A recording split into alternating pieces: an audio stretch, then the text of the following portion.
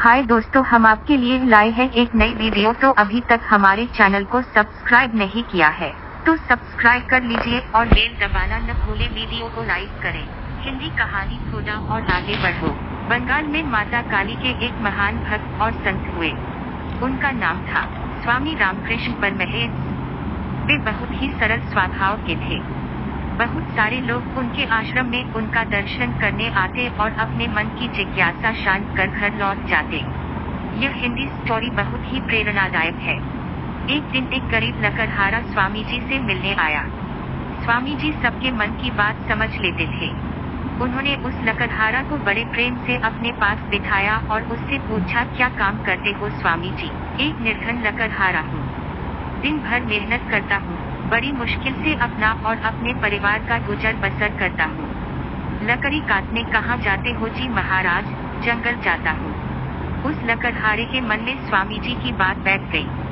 जब वह अगले दिन जंगल गया तो लकड़ी काटने जंगला में थोड़ा सा आगे बढ़ गया। उसे उस जगह पर चंदन के पेड़ मिले। उस दिन वह चंदन की लकड़ी लेकर वापस घर आया। कुछ दिनों उपरांत वह फिर स्वामी जी के दर्शन को उनके आश्रम में गया। स्वामी जी ने उसे देखते ही पूछा, क्या हाल है तुम्हारे? आपकी कृपा है स्वामी जी, अब भी उसी जंगल में लकड़ी काटते हो जी? महाराज, अगले दिन वे लकड़हारा और आगे बढ़ा और उसने आगे देखा कि वहाँ चांदी की एक खान है। कल होकर वह पुनः स्वामी जी के आश्रम पर उनको धन्यवाद करने पहुँचा। स्वामी जी ने उसे देखा और उसको बोलने का कोई मौका दिए बिना उस लकड़हारे से वही बात कही। लकड़हारा स्वामी जी के निर्देशानुसार आगे बढ़ता गया। पहले उसे सोने की खान मिली और फिर हीरे की खान भी मिली। अब उस लकड़हारे को कोई काम करने की जरूरत नहीं थी। उसकी सारी गरीबी दूर हो गई थी।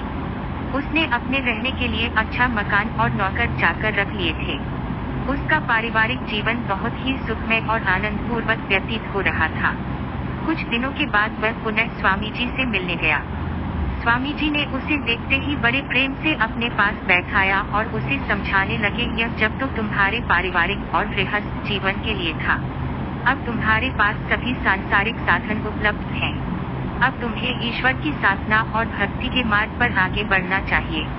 अब उसी मार्ग पर आगे बढ़ो और आगे बढ़ते ही जाओ। धन वैभव से संपन्न हो चुका लकड़हारा स्वामी जी के उस दिव्य ज्ञान को समझ गया था। वह स्वामी जी का परम भक्त और अनुयायी बन चुका था। दोस्तों, यह हिंदी स्टोरी हम सभी के संदर्भ में भी सटीक है। हमें भी अपने जीवन में हमेशा आगे बढ़ते रहना चाहिए।